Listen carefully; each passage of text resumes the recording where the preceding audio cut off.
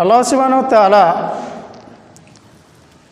প্রত্যেক নবী এবং রাসূলের উপরে সিয়াম বা রোজাকে ফরজ করা হয়েছিল। তাদের সিয়াম বা রোজা ছিল আমাদের তুলনায় ভিন্ন, তাদের সিস্টেম ছিল আলাদা। আর আমাদের শেষ নবী মুহাম্মদ রাসূলুল্লাহ সাল্লাল্লাহু আলাইহি সাল্লামের উপর এবং তার উম্মতের উপর এর সিস্টেমটা একটু আলাদা। তো আল্লাহ সুবহানাহু ওয়া তাআলা সেই পূর্বের জাতির কথাকে উল্লেখ করে এবং আমাদের নবী মুহাম্মদ সাল্লাল্লাহু আলাইহি সাল্লামের উম্মতকে জানিয়ে দিচ্ছেন যে পূর্বের জাতিদের ওপরে যে সিয়াম ফরজ করা হয়েছিল ঠিক তেমনি তোমাদের উপরে সিয়ামকে ফরজ করা হচ্ছে। এটা নতুন কোনো বিষয় নয়। আল্লাহ সুবহানাহু ওয়া তাআলা সূরা বাকারা 2 নম্বর সূরা 183 নম্বর আয়াতে আল্লাহ বলছেন, ইয়া আইয়ুহাল্লাযীনা আমানু কুতিবা আলাইকুমুস সিয়াম কামা কুতিবা আলাল্লাযীনা মিন ক্বাবলিকুম লাআল্লাকুম তাত্তাকুন। হে ঈমানদারগণ, তোমাদের উপরে সিয়ামকে ফরজ করা হয়েছে যেমন তোমাদের পূর্ববর্তী যারা পূর্বপুরুষরা এসেছিল তাদের উপরে ঠিক সিয়ামকে ফরজ করেছেন। কেননা লাআল্লাকুম তাত্তাকুন, আল্লাহ বলছেন লাআল্লাকুম তাত্তাকুন, যাতে করে তোমরা মুত্তাকিন হতে পারো।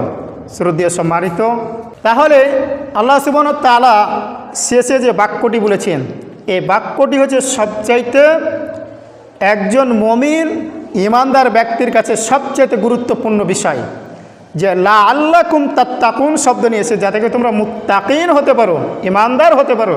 এই জন্য তোমাদের উপরে সিয়ামকে ফরজ করা হয়েছে।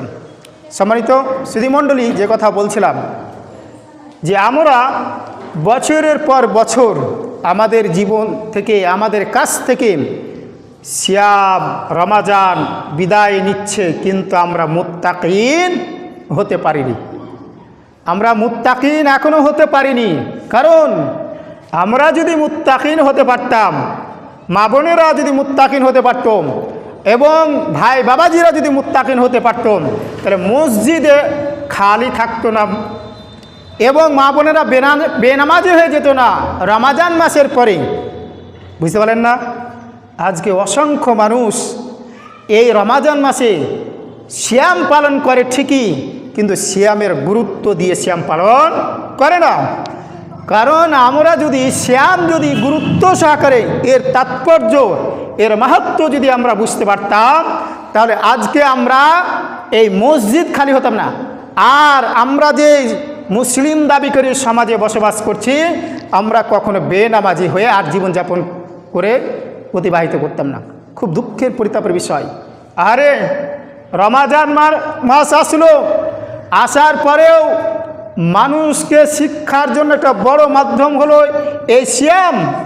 সিয়াম পালন করে এক শ্রেণী মানুষ রয়েছে, এই মানুষ তারা সিয়াম পালন করা অবস্থায় যে এতদিন দোহাই দিয়ে আসছিল শয়তানের আশাসা দিয়ে হারাম অবৈধ নোংরামি কাজ অশ্লীলতা কাজ সারা জীবন করে যাচ্ছে, রমাজান মাসেও সিয়াম পালন করে রমাজানকে অপমান করছে।